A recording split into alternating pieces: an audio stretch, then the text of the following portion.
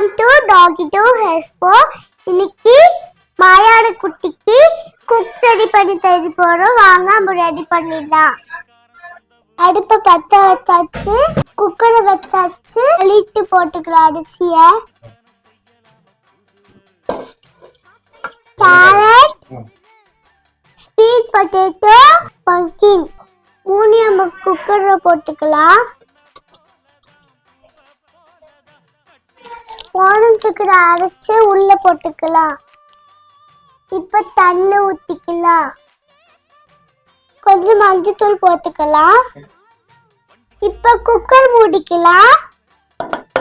இப்ப 3 விசில் விட்டுக்கலாம். இப்ப குக்கரை திறந்துக்கலாம். இப்ப மிக்ஸ் பண்ணிக்கலாம். இப்ப விசில் போட்டு அரைச்சுக்கலாம்.